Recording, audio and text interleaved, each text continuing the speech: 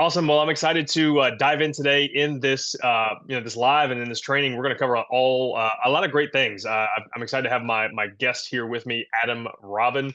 Adam's a good friend of mine, and he's a PT practice owner as well. He owns Southern Physical Therapy and also works in coaching and helping other clients achieve their best life in their business through the Private Practice Owners Club. And we're going to cover a lot of things in today's video. We'll keep this conversation pretty organic and free flowing, but we're probably going to cover some things like financials. And if you guys have been struggling with how do you manage decreasing reimbursement, and how do I deal with accounts receivables and staffing and all this other challenging stuff that folks have going on in their practice that Adam's experienced and coach others through. And he's an expert in this space, and I'm excited to dive in. So, Adam, thanks for joining us, brother. Thanks, man. Hey, also, I'm not an expert in much of anything, honestly, but I'm a learner. There you go. I'm I a love learner. that. I'll take learner, but I won't take expert. Hey, learner is the path to expert. You know what I mean? Like that's Okay, we'll take that. We'll take that. that is the path to it, and being hungry. And I appreciate I appreciate someone who's always hungry to learn, right? For sure, man. For Well, sure. dude, tell me a little bit about your practice, and then kind of what you guys do in the owners club, and then we can dive into some good topics here. Sure. Yeah, so I'm a physical therapist. I started my practice, in 2019, March 19th, 2019. It was on like a Wednesday. It was like middle of the Love week. that. We were supposed to open on Monday, but you know how that goes. We had to open on Wednesday. But that's when we opened, and my strategy then was just like work harder than anybody else, which I got that. I could check that box, and then deliver like an unmatched experience for my patients.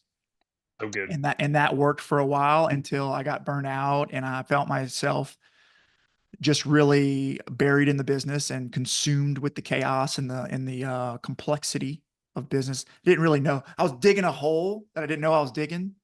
You know what I mean?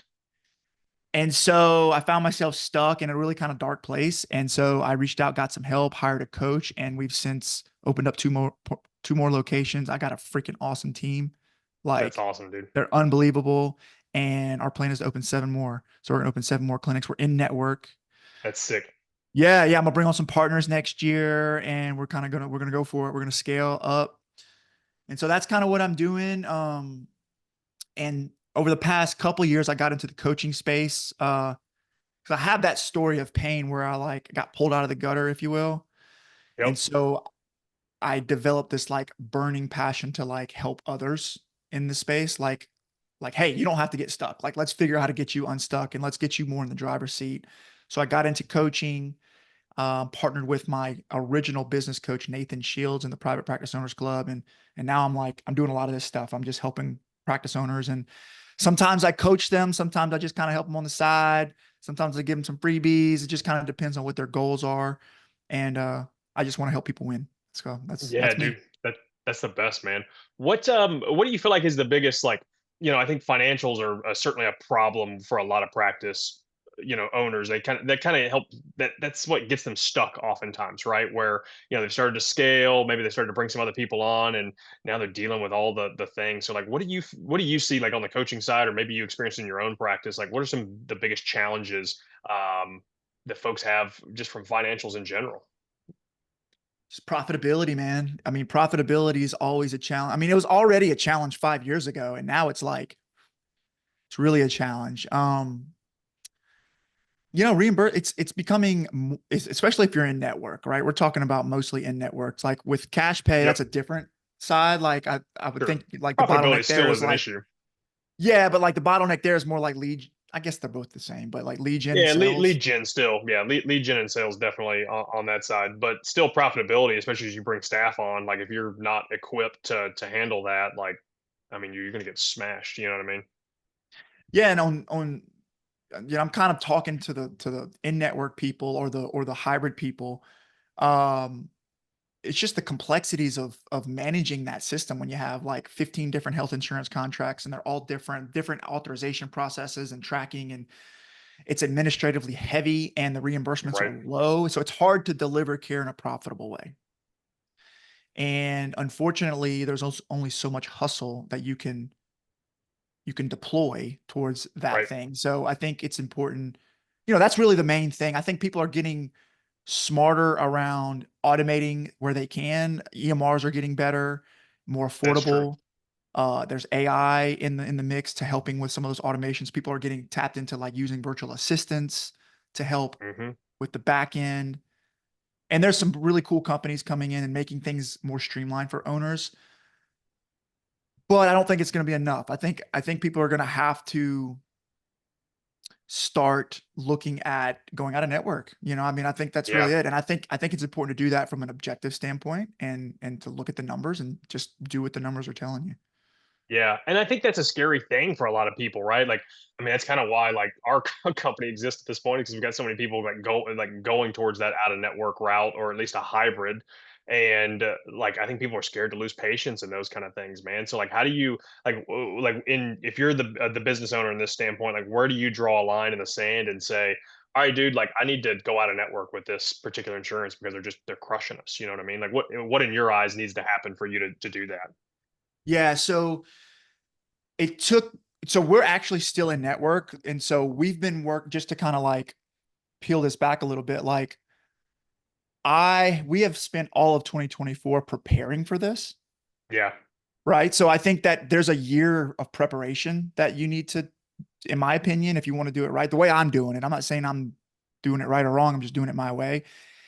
And we've spent the whole year, number one, like gathering all your contracts, reading them, peeling through them, seeing what is and what isn't, developing like a profile on each of these contracts. What's the That's denial rate crazy. on each of these contracts?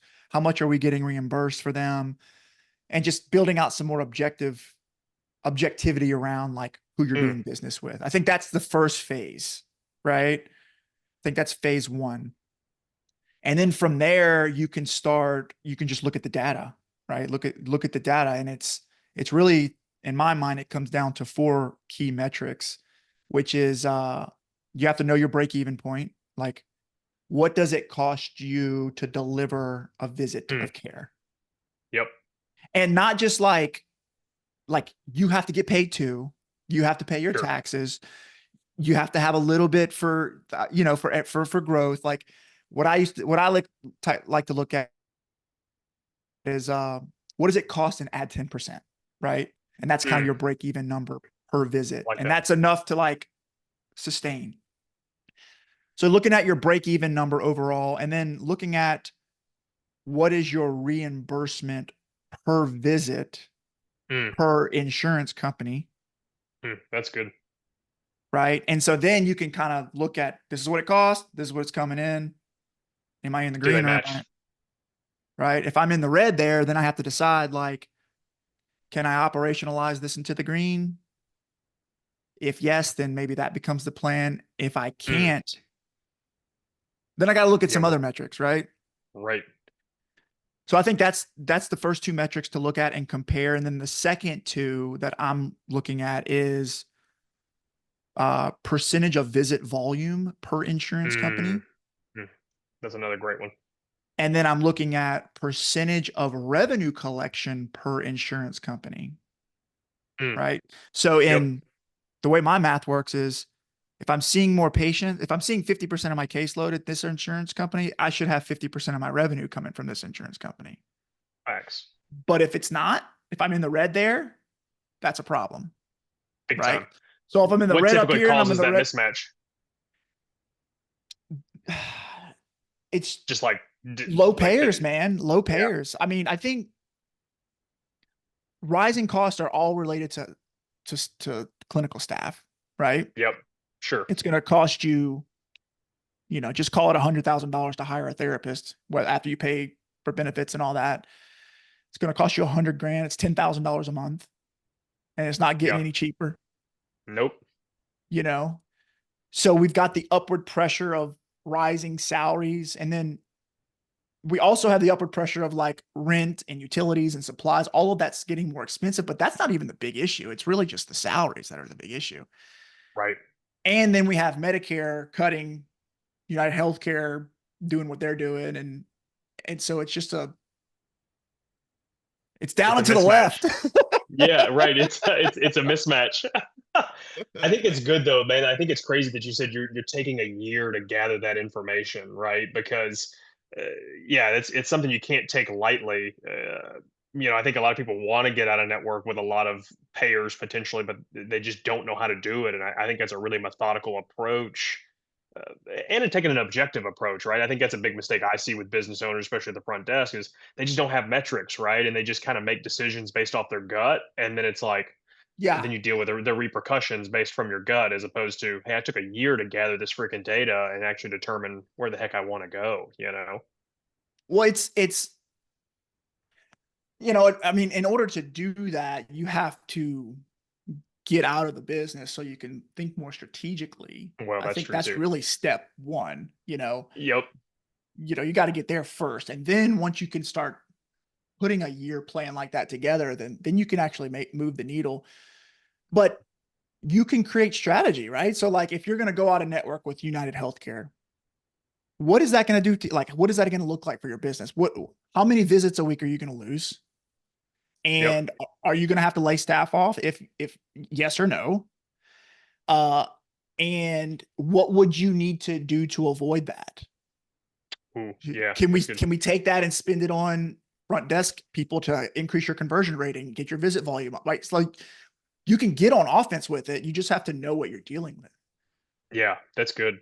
What uh, like, because I think some people's argument to this is like, well, if I go out and network with this, like this doc sends me all these patients already, like, are they going to stop sending me other people because I'm out of network with one of their main providers? Like, how do you deal with some of that stuff?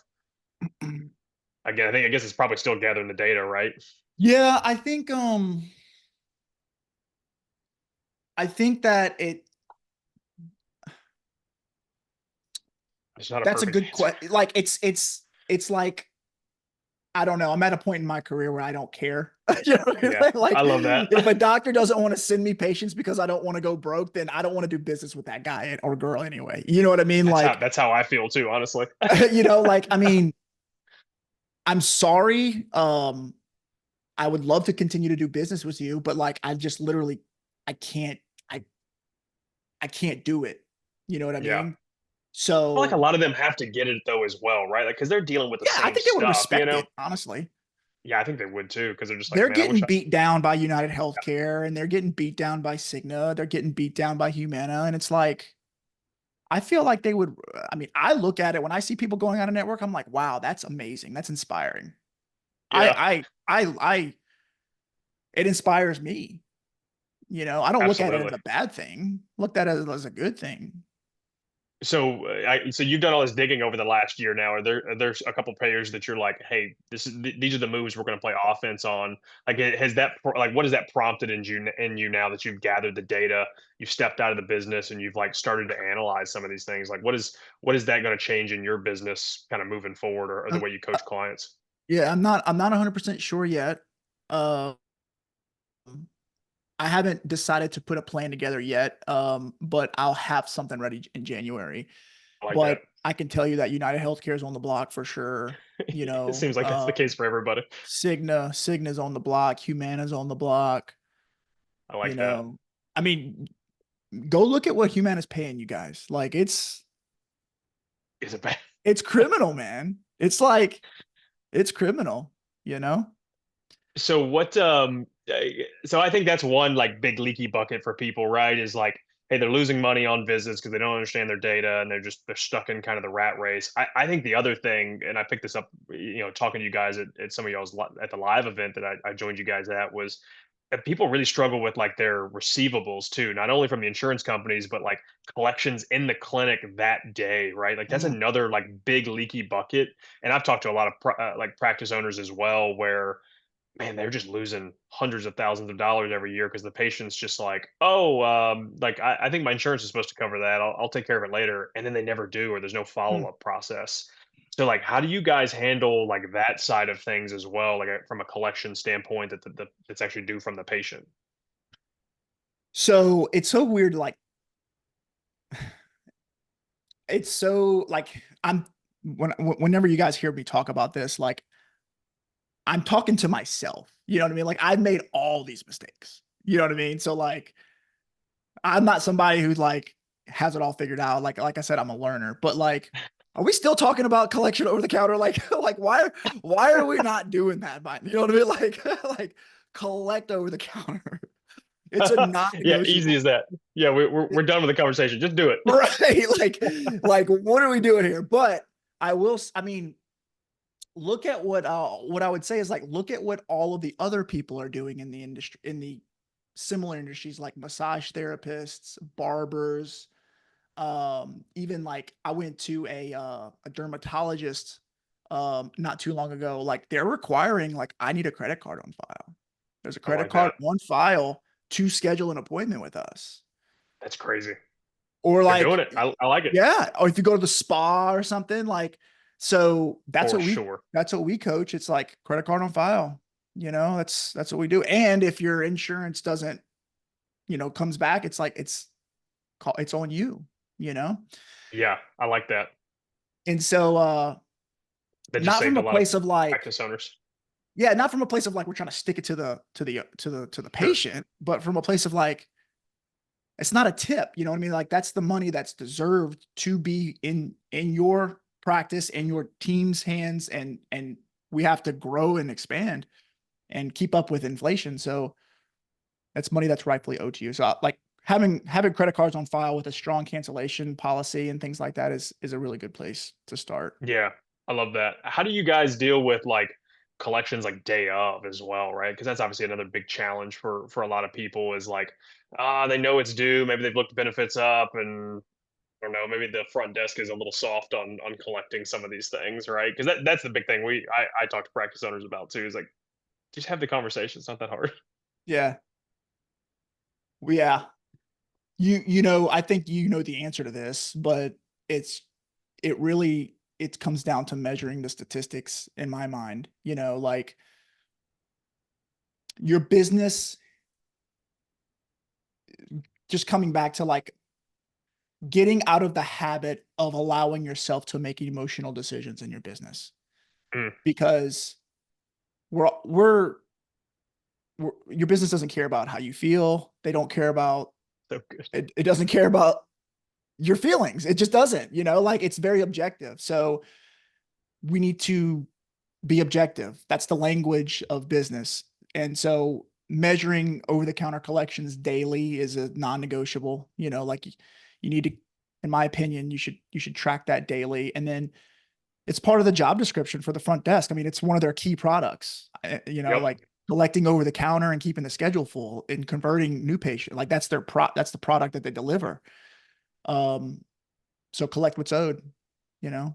Yeah. Easy And then peasy, if you right? can't, if you don't, you want to obviously like equip your front desk person with some systems and some policies and expectations. But once it's in there, then you got to hold them accountable, right? Like Yeah. it's the job. The job. It's not like if you go to McDonald's and order a Big Mac, which I don't recommend, but if you did, you're not going to go to the drive-through and be like, I don't have it today. Can I get you tomorrow? It's like, Yeah, right. Yeah, you they're know what gonna I be mean? like, Like, no, dude. But it's again, I not going think to that's happen. people. I think that's where people again that they let their emotions get in the way. Like I don't know, they just like especially therapists, they just wear it on their shoulder of like, well, like I've got this business to help people, like I can't make money, and you're just like, yeah, dude, if you don't make money, you don't have a business, and nobody gets help at that point, you know? Yeah, and I usually am a little bit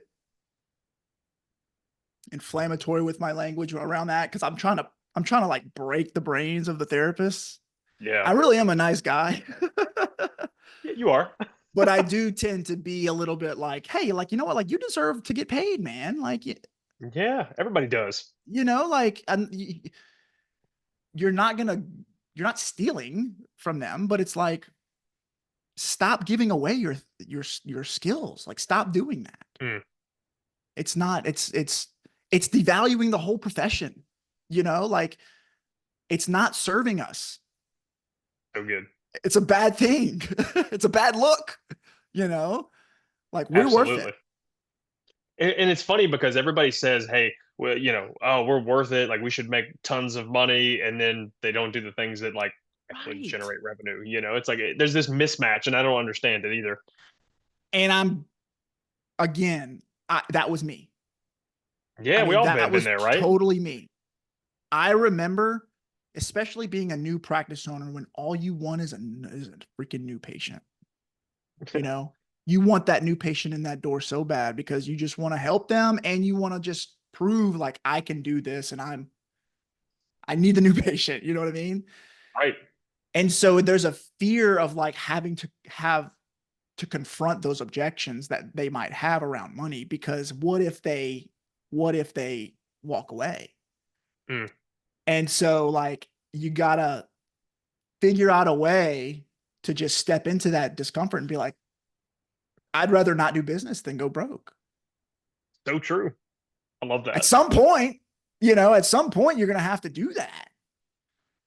You gotta be, you gotta be just Eric Miller, he spoke at the conference. If you guys don't know Eric Miller, he's with Econologic. He's a financial advisor, he's a smart guy. He can talk to you about money all day, but his main thing is you can't you're not going to be profitable. Your business will not be profitable just because you have a sign on the building. Mm, You have to demand it. You have to ooh, that's you have good. to demand profitability. And Ooh, that's his, so it's like it's going to take a little pressure. So like a little pressure here, you're going to have some guardrails up to produce profitability. And so you have to have boundaries for yourself and for your team to do that. ooh, that's good. What do you feel like is the other like? I think rising salaries are certainly another Mhm. like leak to profit. Are there other like? But I mean, is it salary that you feel like is the other biggest barrier to profitability for clinics at this point, or what do you feel like is the other challenges you're seeing clinic owners run into from a profitability standpoint? Just collections, timely collections. Um, which goes back to the denial rates that you're seeing. Mm, You know, I don't know what it is yet. I'm scared to look at it, but we do a pretty good job of collections. But I probably write off tens of thousands of dollars a year, and there's nothing I can do about it. yeah. There's nothing I can do about it. I can show all the authorizations and all the things and at some point it becomes not worth the time to chase it. And Mm, so you end up letting it go. So there's like a big percentage of there. Not only do you deploy a lot of administrative labor towards something like that, but you never even see the money, it's crazy. which is not fair. I mean, it's No, like, it stinks. it's so unreal that that happens, you know? So one of the other stats that we're looking at that I didn't mention is the denial rates per insurance company. Ooh, that's good. And so like if you're at a 15% denial rate, I'm not doing business with you. You know It's what I mean? crazy high. I'm not doing it. Yeah, why So would you? why would you? Because now you're spending twice as much money on labor for somebody to chase these people down, and yeah, you still may never see it. Yeah. Yeah. So yeah, I would say collections, just dealing with the administrative burden of uh of collections in general. And it's and I talk to a lot of billers and they're just beat down. You know what I Yeah, mean? They're beat down, chasing the money and exhausting themselves trying to get you reimbursed, but they just can't. It's a losing battle. so true. What do you feel like what are the habits of like successful, profitable business owners like in this realm? Like, what are some key characteristics, or like what are the successful things that you see? Like, what are some of those like characteristics or habits that those business owners have? Yeah, there's a few. I'd say number one is we have to find a way to consistently and boldly step out of treatment so you can work on the business. I think that's probably number one. Mm, We have to get more in control of where you're spending your time and attention. Because if you don't focus on the business, we're not going to move the needle. You know, you're not going to grow your business on the weekends or in between patient visits. So the successful are willing to step out of treatment even when it feels scary so that they can move the needle into something bigger, delay the gratification, yeah. right? So that's a big one.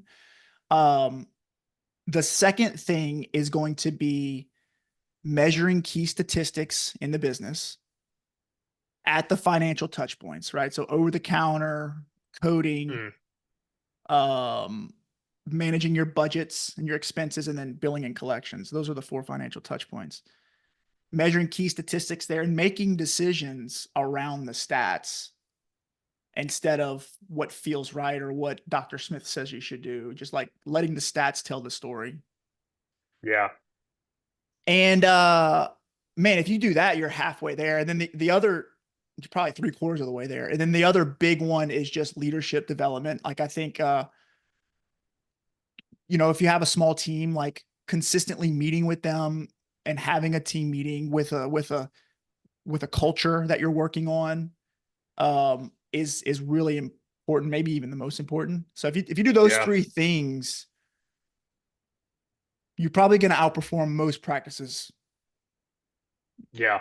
You know what I mean? I think, yeah, I think that's so true, man. Like, yeah, the longer I've done business as well, like it was crazy to me the jump that my businesses started to make when you step foot out of the day-to-day operations. Like, it's just crazy to me. And so many like PTs are resistant to doing that. Really, anybody, any practice owner, I think they're resistant to doing that, and they wonder why they don't have the success that they're hoping to have, or they feel like they're on the rat race. And all the time, you just got to buy back your time to be able to accomplish things that actually move you forward. I know, man. It's I've thought a lot about that. It's all I do is think about it. I obsess over like what these practice owners are going through. And what I'm this is Adam's 2 cents. So like it if you don't, if you like it, if you don't. But like what I'm recognizing is it really just comes from a lack of believing in yourself. Mm. I mean, that's Ooh, how that's I good. was. Like I was always like, I felt like I was a victim and I had to treat patients because if I didn't, there was no other value that I could add but just to treat patients. You know what I mean? Like I didn't know how to add value. And it's a hard thing to convince an owner to do is like, actually, there's so many other more ways that you can contribute value to the company with all these other skill sets that are way more fun. And Mm. like, you can like really do anything you want. Like if you just give yourself time, but it takes, like starting something new, like getting on the bike with no training wheels for the first time, you're kind of wobbly, It's a little like wobbly. you're sitting there looking at a blank screen. You're like, I don't know what I'm doing. I've never thought about the business this way. But once you learn that skill and you start investing in yourself and you elevate your skill set, then you can start moving the needle more. So, there's that learning curve, you know? Always. And The that's where learning a coach curve. like you would it helps, like because you're there to like help them see what's possible and to push them into something better. Yeah, I think that's the biggest thing, man, is like free up your time, hire somebody to like that's been there and like help them, like pay them to pull you out of the muck and give you the skills. Like it's almost like hiring a coach or hiring somebody is almost like they almost like guide you. Like you've taken the training wheels off, but they're kind of like holding you a little bit like your parent would as you're like going to ride that bike. And I think it's such a critical like thing to have happen. And a lot of business owners are resistant to all those things, but they need to get rid of that idea. Yeah, I think the best business coaches are the ones that you give permission to like really hold you accountable. You Mm. know, like just to be straight with you. Like don't be your friend, be your coach. Yeah, don't beat Uh, around the bush. right. Like just tell me how it is, and that's my partner now, the first coach I hired. His name's Nathan Shields. That's what I told him when I hired him. I was like, I'm gonna hire you, but I'm here to work. Like I'm not here to be your friend. Like don't tell me what you think I want to hear. Like tell me what I need to hear. And if I need to shut up, tell me to shut up. If I need to go, tell me to go. That's great. And that was just really helpful. And the clients that are like, hey, just I'm all ears. Tell me what to do. And are just willing to go and kind of be directed, they do well. They do really Facts. well. I love that. Well, dude, sweet. This has been a fun conversation, man. I really appreciate you spending the time to just unpack some of these things. What we'll do, Adam, why don't you let us know how we can get in contact with you? We'll share all your contact info, obviously, below this video, and then probably share some other free resources that you guys have that you guys can engage with Adam and check out what he's doing over with the Private Practice Owners Club. And Adam, why don't you let us know how we can best find you and get in contact with you? Yeah. So I think I'm all over social media. It's Dr. Allen everywhere: Facebook, LinkedIn, Instagram, TikTok, all that stuff, LinkedIn, YouTube. So if you want to follow me anywhere, like you can follow me there. You can check out our website at ppoclub.com. And then I would recommend checking out our Facebook page. It's the Private Practice Owners Club. I also have our coaching program is the CEO Accelerator program is the name of it, and we have an accelerator framework built out into a manual with videos, and it's a free resource. I can give you that, and they can have Yeah, that'd access be to sick. it. It basically takes all of our whole program and summarizes it into a digestible manual, Ooh, so I they can love have that. that and then get some wins from it. Yeah, that's great, man. And you guys also have a sweet podcast that I've been on before as well. And Yep. you guys definitely got a lot of free resources. Tell us about the podcast and the name of it as well. Yeah, it's the Private Practice Owners Club. Sometimes I host it, sometimes Nathan hosts it, but we're looking for industry leading experts, people who are doing new things in the healthcare space. They're on there talking about ways to create more freedom, more impact, and create more opportunities for practices and people in the healthcare space. Yeah, heck yeah, man. Well, dude, Adam, thanks again for your time, brother. We'll post all those resources and we'll chat soon, man. You're the man.